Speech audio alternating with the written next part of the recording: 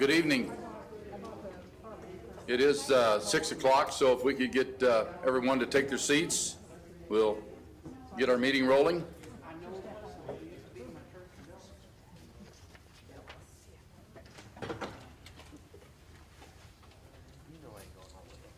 For those of you that may not know, I'm Bob Vidricksen. I'm the chairman of the Saline County Commission. I would like to note that we do have a quorum here. 4 out of the 5 commissioners are here at this time, if the secretary would duly note that. That having been said, we will treat this as a regular meeting of the Saline County Commission, and the appropriate rules will stand. I'd like to say thank you to Kansas State Polytechnic University on the campus here at Salina, Kansas, for allowing us the use of this beautiful facility and the equipment that we can use here. So it really makes for a nice presentation. At this time, I would like to introduce, for those of you who have been here before, you know him, but Jeff Lane with Trainer HL Architectural Firm from Topeka, Kansas. They are the lead architectural firm. We also have Turner Construction Company from Olathe, Kansas, is here representing us today, along with Jim Robertson, our the person that we rely on for all the information on the jail and consulting and so forth. So at this time, I'll let Jeff have the mic. Welcome, Jeff. Thank you very much. So I look out here today, I guess before I get started, I just want to know, how many of you, is this your first town hall meeting? Excellent. I appreciate that. Thank you for coming out today. Because I'm going to ask a question here shortly, and it will not pertain to you, okay? So today I want to spend a little bit of time going back through what we looked at the last town hall meeting, okay? So real quick, flip through on that. I want to talk about bed needs, because I want to go through that again as it relates to each of the ideas and concepts we've talked about. I want to talk about program needs. It's going to be very short, okay? We're then going to break out into breakout sessions, and we have 3 different locations, and the concepts that we shared last time have been further developed, and we're going to spend 30 minutes so you can move from concept to concept and get a view of what we've done currently and most recently, ask questions, talk about it. We'll have a designer and a construction individual at each one, so any of those questions can be answered, as well as a member from the sheriff's office and most likely anybody else from the county that would like to be there. So all those types of questions that you may have about those concepts or ideas can be talked about in that component there. We also have, you can see, 2 flip charts, and there should be a pen at each one. If you have a few seconds or minutes, I want you to write your idea or your question on the flip chart. We did this last time, and actually that's one of the other things I'll do here today is I'm going to run through some of the common ideas and questions that were brought to the table at the last town hall. But do put those on there. If you don't want to ask them after the meeting, put them on there, and we'll try to search those down and get them answered at the next town hall. So we're going to do a big reveal when we get done, because we're going to talk about cost review, and we'll talk a little bit about cost as it relates to these projects. And then we'll talk about next steps. One of the other pieces I want to mention here is the website that you see on this agenda.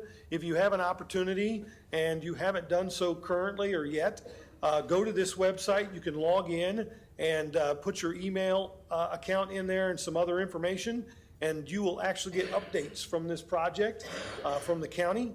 So updates that they have as it goes on and as we go along. So I don't know if I have this again, so for those of you that haven't and don't get this written down, I know Phil and Hannah both have this in the back, so if you have time during that, either before or afterwards, go talk to them.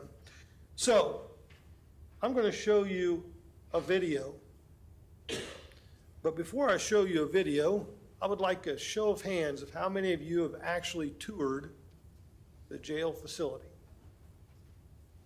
Wow, that's a bigger number than we've had last time. That must mean some folks got out there and went and toured it. Great. Well, for those of you that haven't, I'm going to give you a little snippet here. I have to give this as a caveat because I have to tell you that this is not anything that our team or construction team did. This was actually something your county put together and thought about So here's something, a little bit about the current facility. The Saline County Jail is decaying inside. There are leaky ceilings that lead to unsanitary conditions. Fixing antiquated equipment is complicated, and something like a simple plumbing issue can turn into a major ordeal. So we refer to new jail versus old jail. New jail is built in 1994 and 95. We call that the old jail because it was built in 1962. In the mid, 94, 95, basically what we did is remodel a little bit of the sections so that we could keep our population to that 192. Staff needs to lock down inmates when time-consuming repairs take place. When any contractor enters the facility, their safety and tools need to be watched closely. Everything that was built in that 94, 95 timeframe is newer. Of course, 25 years is not new when it comes to a jail. But this isn't a cartoon. It's the real picture within our facility. Recently, we brought a cameraman inside the jail to document the conditions. And this deteriorating infrastructure is actually costing the county taxpayer money. Sergeant Tina Miller, a veteran of the Saline County Jail, shared her insights about the situation. Okay, so we were designed to hold 192 inmates. Our current population is running about 275, leaving us, we're moving about 90 inmates out daily. So when we move an inmate out of county, we have to bring our transport officers in and then drive them to those counties. That $35 a day does not include the gas mileage, the wear and tear, the officers' wages. In addition to that, when it becomes inclement weather, we're fighting with the snow, the rain, the sleet. Just about 2 weeks ago, we had where 2 vans actually had slid off the road. We had gotten up there and we're trying to get our inmates back to the facility, and the weather had just gotten bad enough that we actually had 2 vans with inmates in them as well as staff slide off because of the ice. So that's additional cost to the taxpayers and the risk to the staff and the inmates as well. This all puts the county's present and future at risk, and overcrowded conditions are having an unintended consequence, putting women in our facility at greater risk. Right, that's where we house all of our female population, which is running 65 females. They are unsupervised. We send a movement officer down there to check and see what they need in the mornings. We take their meals down there, but overall, the female population is unsupervised. We're going into a cell to respond to a fight. We could be going into a cell, 2 or 3 staff members to anywhere from 8 to 15 inmates. For more info on the Saline County Jail, visit our website. It's www.saline.org/2020-jail-project.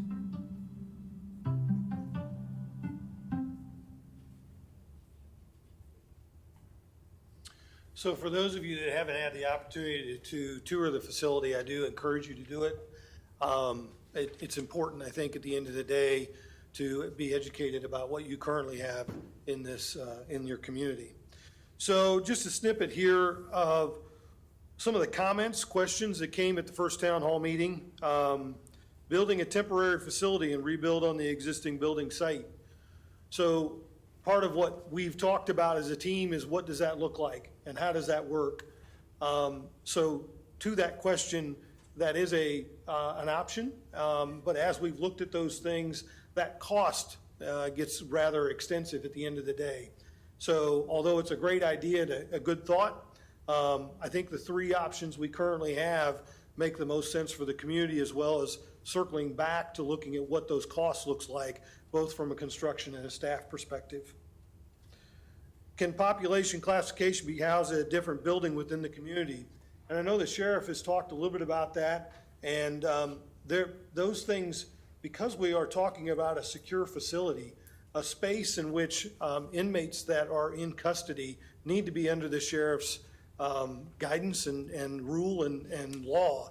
So with that, it's rather difficult to go and move these individuals around currently, and this is one of the things that we'll talk about probably next month more than we will here, is what we find, as you've already seen, the county is currently housing individuals out of county, right?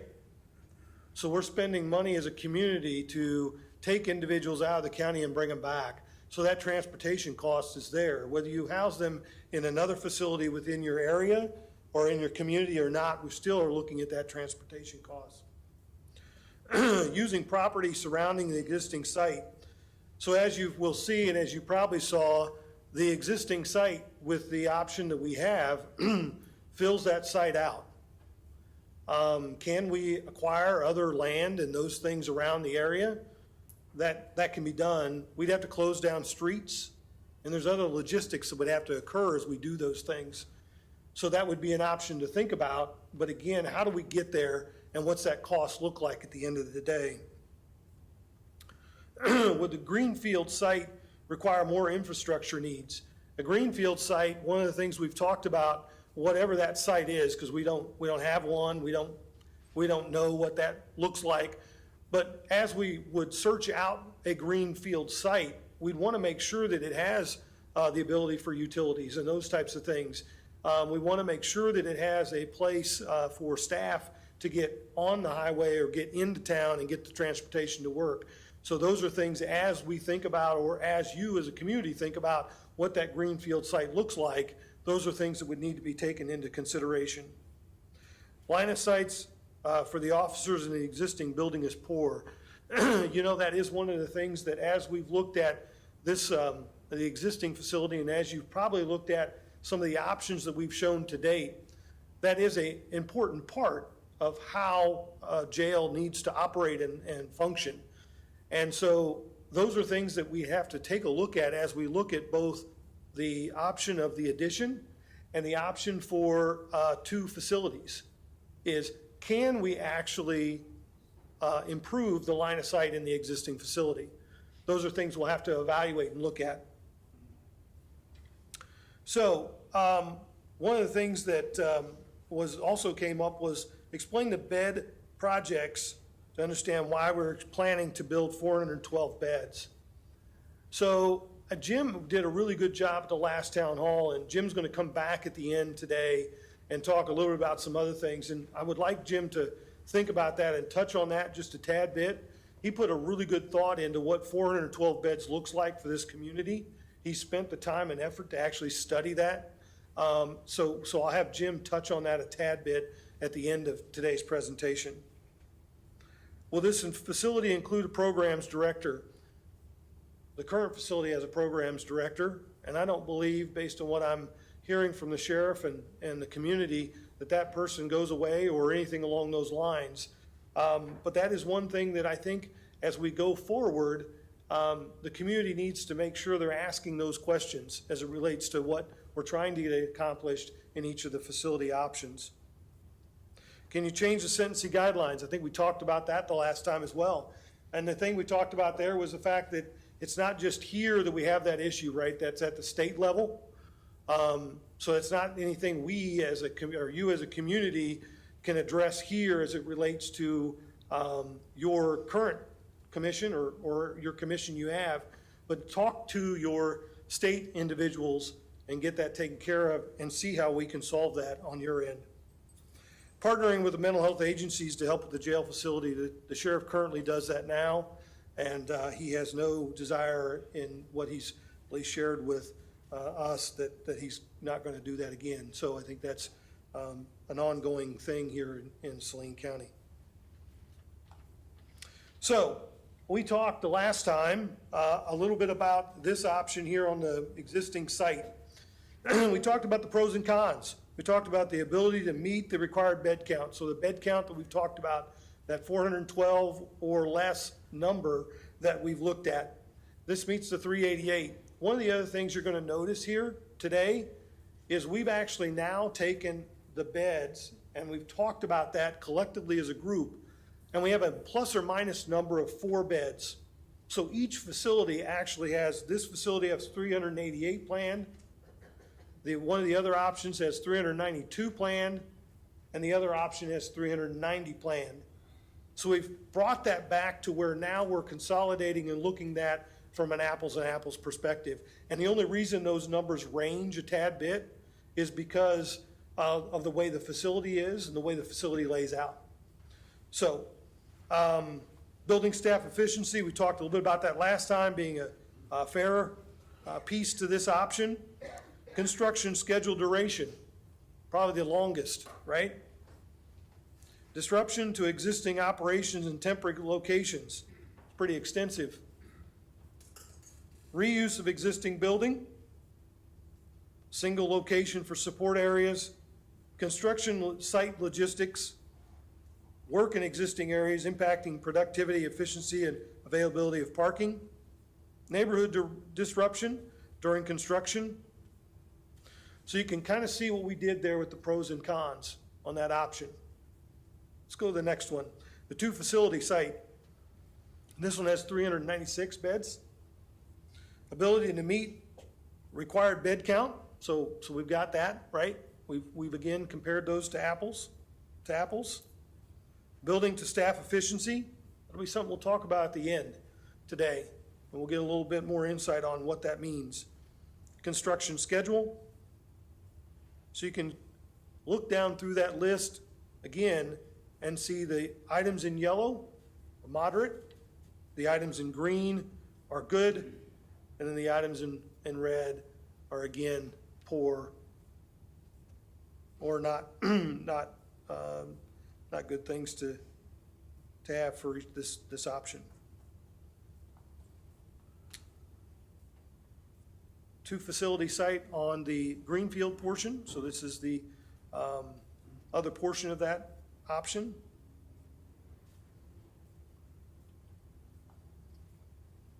And then the Greenfield site, the same pros and cons, and looking down through that list.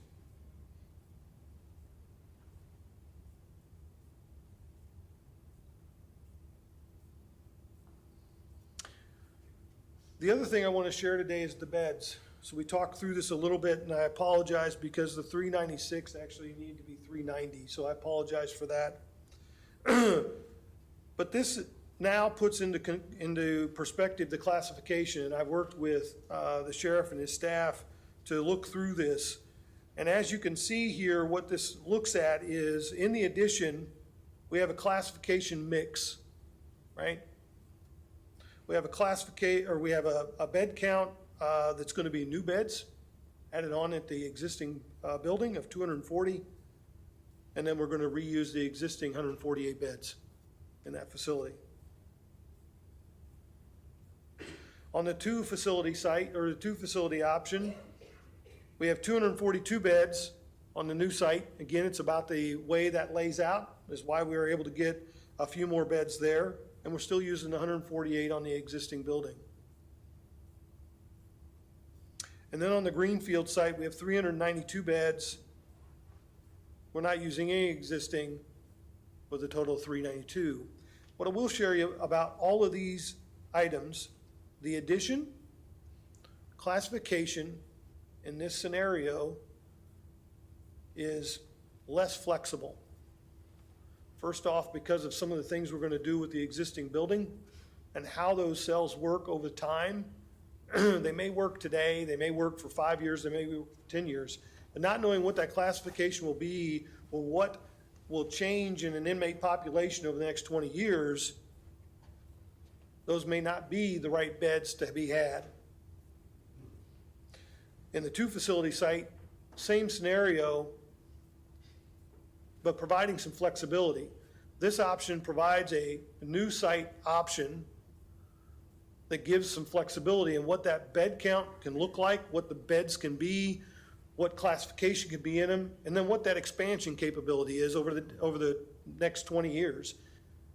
That gives some flexibility to this community to look at what that next generation of inmate looks like. And then in the Greenfield site, the flexibility for the sheriff to move different classifications around in different areas within that pod. So that's probably one of the things that we talked about as we went to each of the stations the last time. What's that flexibility look like? I want to reiterate one thing that's been asked quite a few times as I've been here. Programs. What happens with programs? All 3 of these options provide the ability for these programs to continue and for the sheriff and or the community to look at additional programs down the road. So programs aren't going anywhere, okay?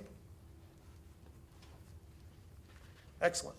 So with that, I lasted a little longer than my 15 minutes that I wanted, but I wanted to give you just a quick overview of what we talked about last time. So I want to give you 30 minutes, and I want you to go to each station, take a look at the development of the options. I want you to ask questions, take some time to write on the board. And if you don't have the time to do that, or you don't want to write it on the board, feel free to ask somebody. Feel free to put it on a piece of paper and leave it at the back, and we'll pick it up at the end. So 30 minutes, and then we'll circle back and come back and talk about some other items. This is the two-facility scheme. So this has renovating some existing space in here, and then the new We'll get there. I wrote two a couple weeks ago. I So go, really I need what a we've done break. with this current development is we've redeveloped this whole area for office space for sheriff's office and patrol. All of this stays as is. Yeah, and I didn't Renovated know. this for medical, and then programs area and what have you to serve Come up this to facility. this would be more difficult to integrate solar and sustainable solutions. For example, a new building, you could consider a thermal heating and cooling system. This building, because it fills the site, we couldn't even entertain that idea. But if you did elect to build a new building, and you have new parking lots all around that facility, you could do a thermal system in the This is the third. No. Anticipated to be 4 town halls. When we first bought the You know, place. I've been trying to encourage people to come and learn about the process and provide feedback to the Pretty much where the lobby was. Yeah, because booking needs to be more than what. Oh yeah, no doubt about that. So that's what we're doing. Then you can put the males over here and the females over here until they get booked in. There's holding cells. And what we've done here is created that program space here too. Again, centralized kind of space, collaborative type space here off the housing area. What Turner's done, the contractors they've basically said there's a cost associated with the new construction, there's a cost associated with the renovation of an existing space, and then the existing space, like these housing units, there's additional costs that they're accounting for to repair things that are wrong with the building, like the water. If you all have been in the building, there's broken glass, there's broken locks, there's doors that need to be replaced, the lighting, you know. Is there's houses right there right now, is that where that's located? Are there houses there? Yeah. No, right here? Yeah. No, that's our parking lot. Parking, and then you'd have to extend, where would you put your parking then? We're gonna have to acquire houses across the street. This one, I think they're talking 24 plus months to do this type of an option. I can tell you, Those are 84 square feet. It's got the square footage on each of them. These are a little bit bigger because they're medical. These are 90 over here. Offsite, right, yep. It'd be like 2 jails. 2 jails, we operated 2 separate jails. This will be all brand new, 2-story. 2-story. This will be a 2-story. 2-story.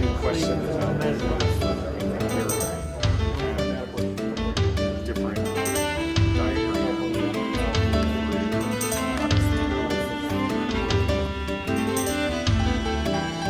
Their existing facility is different. It had the bar rates. It was had about that 7 years. They had bar rates and everything else. So they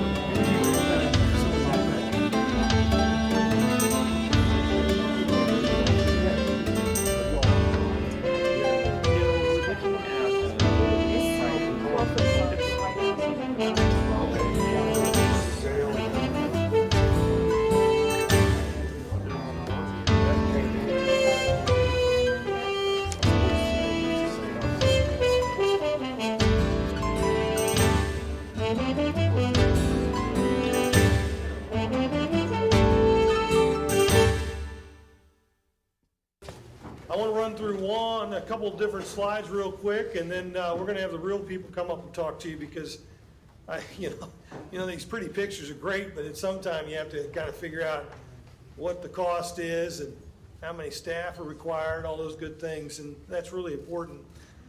So today, what we showed you was an option of, at the Greenfield, or at the existing site. And so this is just a tidbit of thinking about what that looks like at the end of the day, right?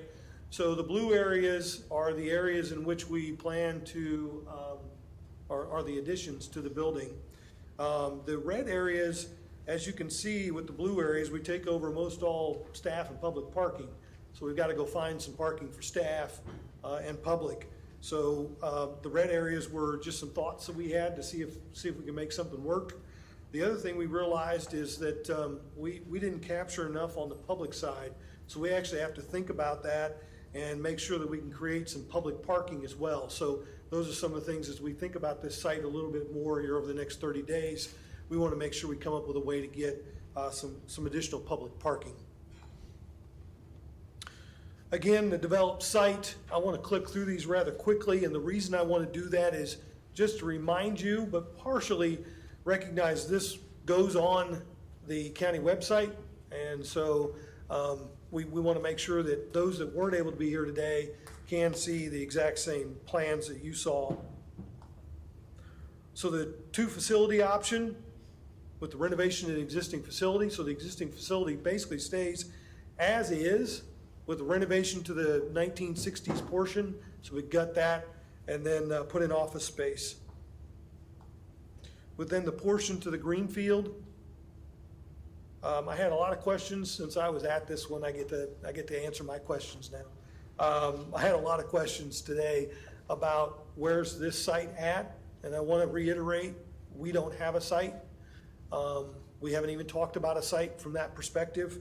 All we've looked at is what makes the most sense from a standpoint of a Greenfield area that's needed for this facility as well as for the Greenfield site option that we have. So how many acres do we actually need? Jeff, if I might say something right quickly, I had someone ask me, Greenfield site, does that mean 15, 20 acres, 10 miles out of town? We will be looking at sites within the city limits, I'm certain. So Greenfield means, a leveled parking lot or whatever, where we can get enough space. That's what that means. You then saw this option, the Greenfield site build out, all new facility.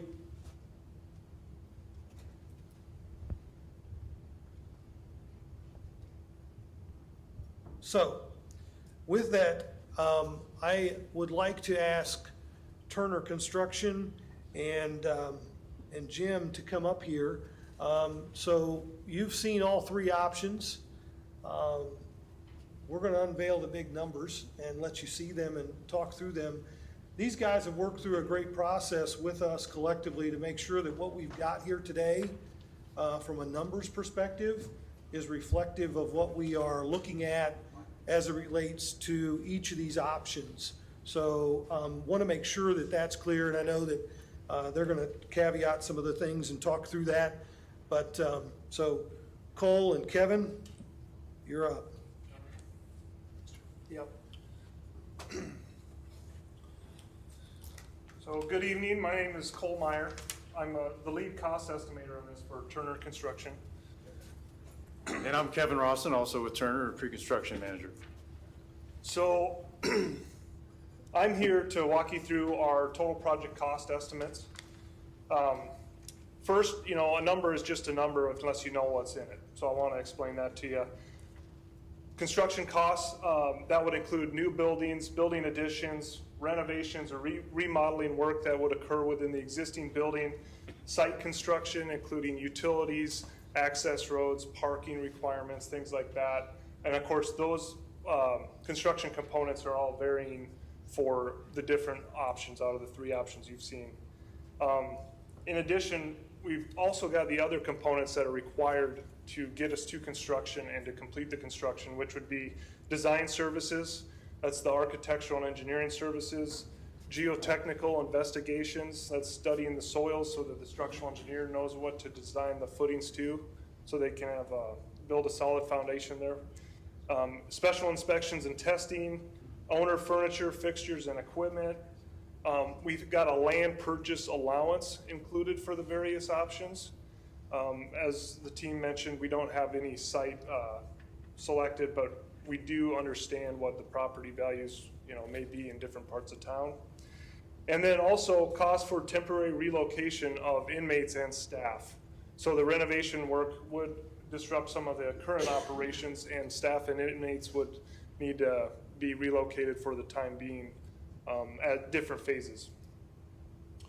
Next, and I am purposely doing this before I show the numbers so that you guys are listening, but is how we develop the costs, okay? So the plans are very conceptual. This is what Kevin and I do for our careers every day. So we've got a lot of experience in looking at a plan at this concept level and working with the design team and someone like the county and delivering an accurate estimate.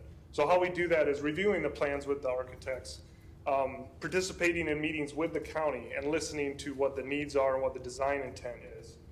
And then coordinating with the design team based on our collective experience as a team and setting a baseline to help determine some appropriate building systems and building materials that would be used so that we can price those as a baseline. And then we quantify all of those, doing a quantity takeoff, making some accurate assumptions based on our experience, and then we pull all that together and utilize our current unit prices to develop the cost estimate. And then we compare that back to our metrics for all the other projects that are similar to make sure that we are in an appropriate range of where we'd expect the cost to come in at. Because all the components of the building would be competitively bid out. So kind of jump into that piece is here's the cost. I'll walk you through those if you have trouble seeing them. We're going to cover the project costs on the top row, and then Jim will talk about the staffing costs on the bottom row. So the first option is the addition and renovation, maintaining everything on the site, and that is $84,201,570. So roughly $84 million. The second option is the 2 facility plan. So that is $81,007,250. And then the third option is what we're calling the Greenfield site. That's $89,654,000. So as you can see, even though the three concepts are, I think, a very different approach to the project that deliver very similar bed counts and to meet the needs that the county has, there's not actually a very big range in cost. We would consider this a pretty tight range between about $81 million and $89 million for the total project cost. Do you have anything to add, Kevin, on that? Jim, you want to talk about the staff? Not at all. But I will.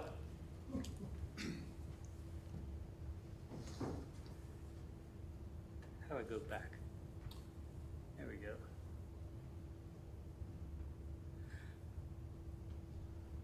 In order for the design team and I got to be here, right? I'm not used to being restricted.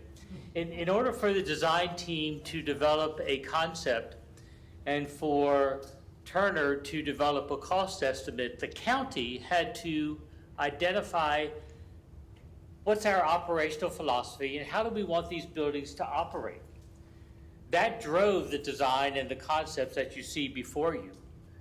Paramount to that operational discussion was, how are we going to staff the facility? What are the employees that are needed to operate that building in a safe and secure fashion? What are the hours of the day that they have to be there? How many have to be there 24 hours a day, 7 days a week? What employees are only there from 9 to 5? Programs and services are typically those, administrative staff. And so we put together a staffing model based on the operational requirements of this facility with 2 primary philosophies in place. One was to maintain the safety and security of the community, and the second one was to maintain the safety and security of the occupants of that facility, the inmates and the staff.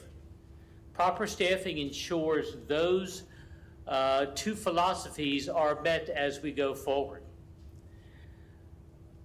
In my experience, since 1980, 88 doing consulting work around the United States, I've only had one project in that time period where a new facility required less staff than the current facility.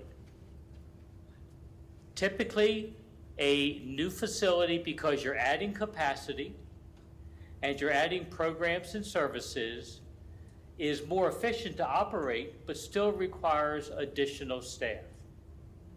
To Jeff's point earlier about how did we arrive at our numbers of 412, we did an analysis of the current inmate population. We projected out using two different growth projections on the number of beds that were going to be needed, and then we applied a factor to that of the impact of policies and practices within your community, pretrial services and other activities, which was going to bring that number down. In order for those services to be provided, we have to have employees and staff to provide those services, as well as we have to have employees and staff inside the building. Does this work on the screen? No, you don't see the mouse on the screen, do you? Okay, this is part of option one, which was to add capacity to the existing site. What you'll see is a layout of the housing units in blue. Those are the areas that inmates are occupying those spaces. There's other parts of the building, the booking and release areas, the programs areas, central control, food service, laundry, those parts of the building. Each one of those activity points requires staff to manage behavior. And so we looked at the staffing models for adding capacity at the existing site, 388, 390, what was that number, 388? 388. The two facility option, which was 392, which is part of the Greenfield site, part of at the existing site, and then a Greenfield site option where we build brand new housing, brand new space for all the operations of the sheriff's office. When I first dug into this staffing analysis with the support, advice, and guidance of the sheriff's office, I had a preconceived idea that the two facility option was going to require the most staff. Based on experience that I have around the country, based on other projects that I've worked in, I said, if you've got two buildings where you're providing duplicate services, it has to take more staff. Well, it didn't work out that way, to my surprise. What happened was adding capacity at the existing site requires the most number of employees to manage the inmates during 24 hours a day, 7 days a week. Why is that? It's because the housing areas of the current site aren't as efficient, meaning the span of control of the officer who is watching and managing the inmates is not as efficient as the housing models at the Greenfield site, because we're restricted by the site and we have existing housing units. The two facility options had less staff than the existing facility option, but not nearly as efficient as everybody going to a Greenfield site. And so we put these staffing models together. We have extensive spreadsheets that we use. We looked at which posts are operated 24 hours a day, 7 days a week, which posts are operated for 2 shifts, 5 days a week, which posts are operated only one shift per day, a 9 to 5 post. We applied a factor to that which identifies how many employees does it take to staff that position 24 hours a day, 7 days a week. If it's 3 shifts, it's not 3 employees, because we all get a day off. We all take time off for training. We get ill every once in a while. We take vacations. So it takes more than 3 employees to be there available to staff those positions. And so the numbers you saw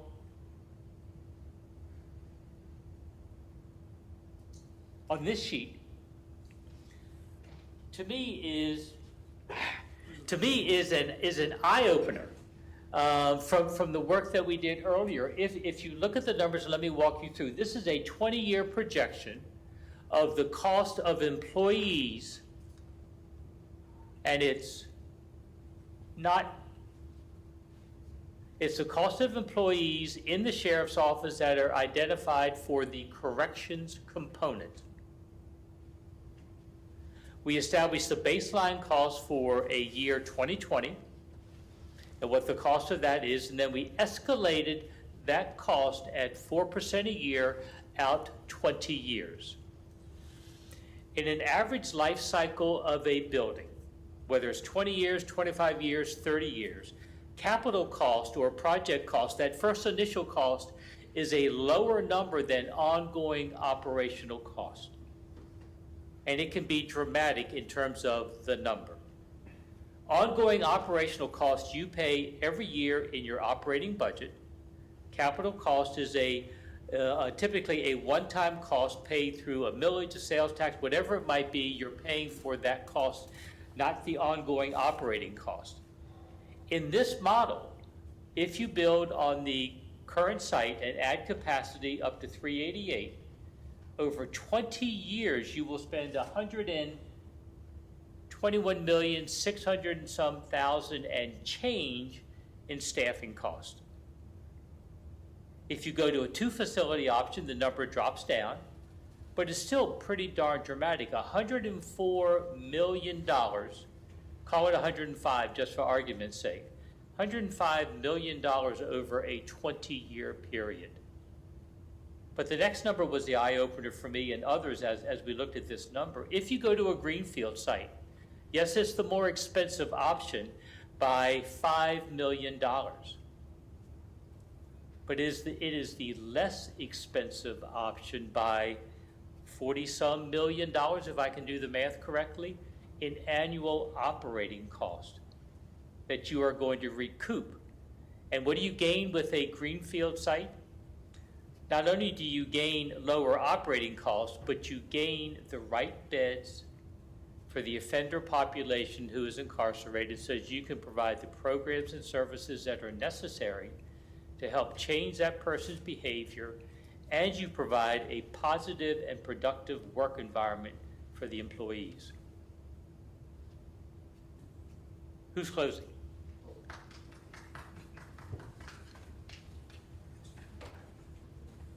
Well, you guys can't leave yet, because I'm going to guarantee you when I go to questions, which is the next slide, I'm not going to have any questions for myself.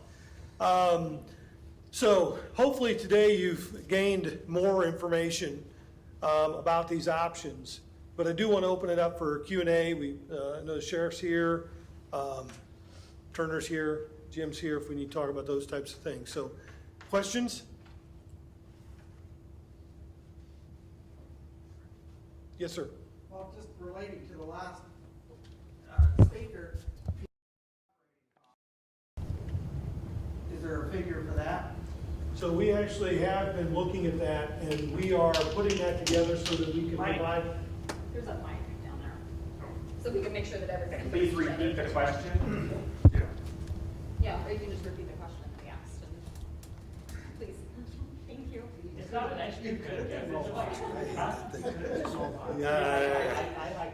I'm not a mic guy. The question was, let me paraphrase, because I'm not going to be able to actually get you exactly. Well, the question was, what is what are the costs, the operation and maintenance costs for either of these projects? Non-staffing costs. Not staffing, but operation and maintenance costs. So that means when the roof goes bad, that means what's my energy cost going to be for these options. We are actually looking at that currently, and for the next meeting, we are going to provide that. So the slide that you just saw that had project costs and staff costs, we're also going to now have a line item at the end. It all changes, and part of what we were doing, what we've been doing is working on these plans, and we had to think about the exterior, and that changes what those numbers may be. Does that make sense? Just a note to add to that, the reason we focused on the staff is that's the lion's share of the operating costs. The remaining costs that you're describing, the maintenance and the energy costs and things like that, are important, and obviously a newer building is going to be more efficient. That's helpful.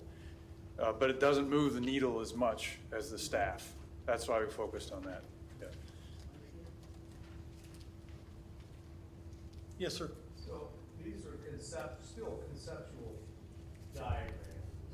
So how do the costs work out, estimates and stuff work out as you go deeper into the design phase? I mean, I'm thinking of like you get around to this door, that door, and that stuff, does it change, or are these really the numbers that are gonna be there? So we do make educated. Oh, repeat the question. Let me see if I get it right. How did the cost change as the design progresses and we get more detail in the drawings? Is that right? So being a partner involved early, we can help manage the budget and coordinate with the team, the county and the design team. We first make educated assumptions based on our experience to try to get as close as possible on the counts of doors and cubic yards of concrete and tons of steel. We also do carry a design and estimating contingency. It's an itemized amount at this level of design to kind of cover some of those unforeseens with the building design or the site design. Just to add to that too, I mean, again, the years of experience is, we feel comfortable doing this, but more specifically, we're doing this currently on a couple of different jobs. Right now, we're bidding one out right now in Douglas County with this same design team. We know each other well, and so that also helps. That's just another level of comfort between us that we are communicating and know the scope and are comfortable moving forward together to ensure there aren't any big surprises, if that's one of your specific concerns. Because it's one of ours, we'll say that. We want to make sure we don't have any surprises. I guess I mean, I'm just looking at it in terms of like maybe doing, remodeling at home, and at the conceptual level, yeah, that's great, but, when you haven't decided whether you're gonna put in the expensive patio door or the cheap one, you can't really cost it out very well. Correct, yeah, there are common building elements in this detention and justice, right? So that's how we're able to forecast these costs or estimate them. Admittedly, the biggest challenge would be in the renovation. Exactly what are we going to get into? We have a pretty good idea, and we do have historical costs on that as well, but that's where we have to be a little bit more careful, hence why Cole said we have a contingency to deal with those unforeseen issues. So. And then a related question then is,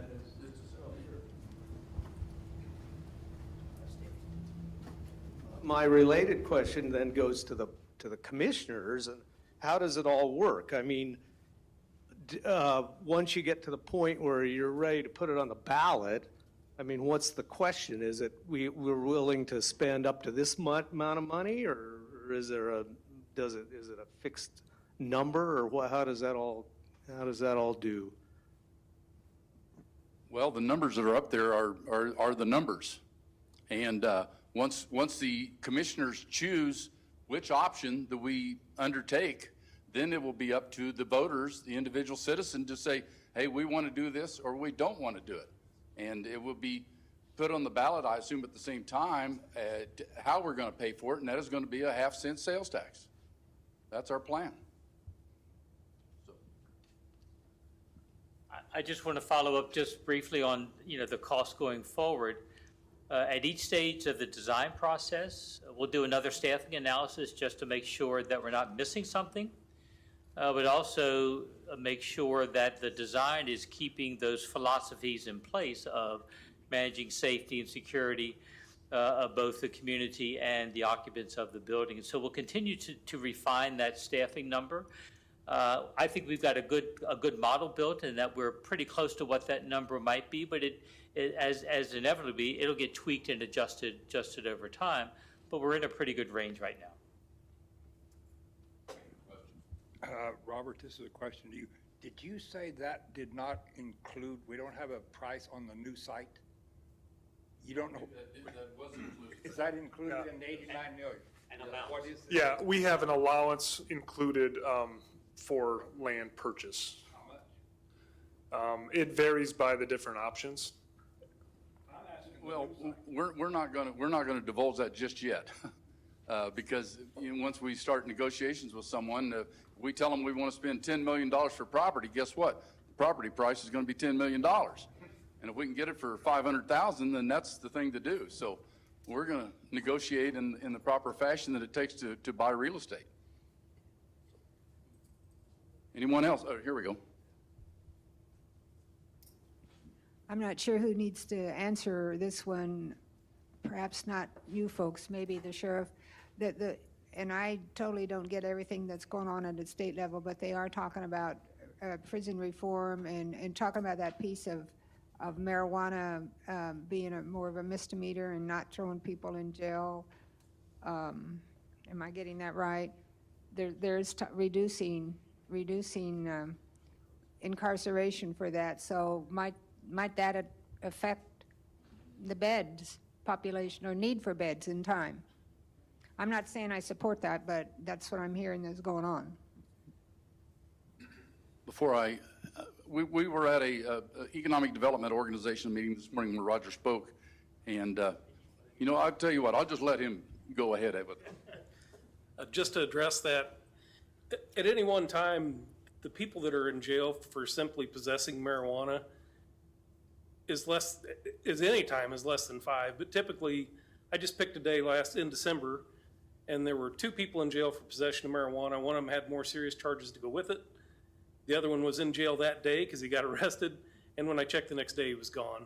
So even if they come to jail for marijuana, because they do, they don't stay for possession of marijuana. But what the issue that we run into is those people that use whatever kind of drugs, not so much marijuana, but a lot of the other drugs, that's how they end up in jail, because they steal to support their habit. They don't work because they like their habit more than they like working, and they do what they do, and that type of thing lands them in jail. So, you know, I don't think that legalizing marijuana is going to make a huge shift either way. But the problem that goes with that is all the regulations. I think Colorado would be a good place to look before the state decides to legalize marijuana.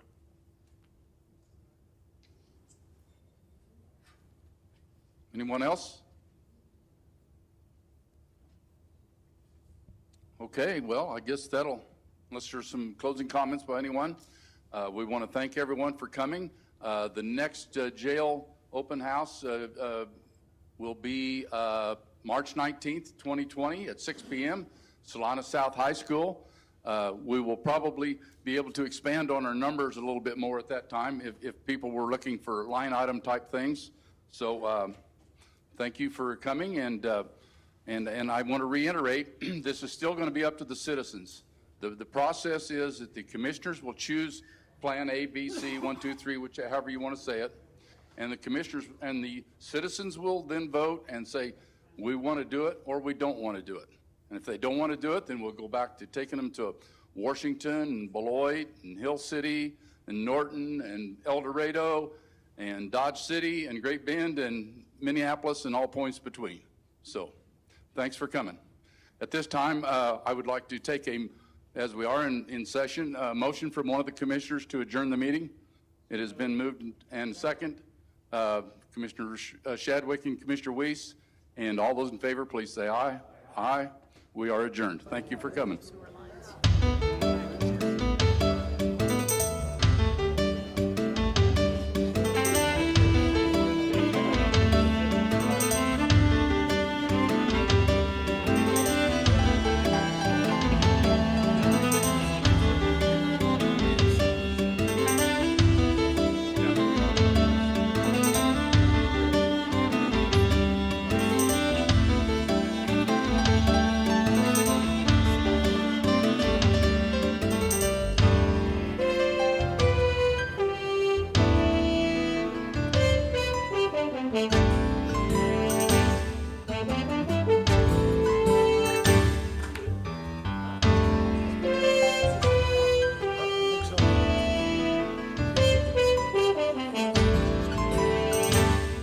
Thank you.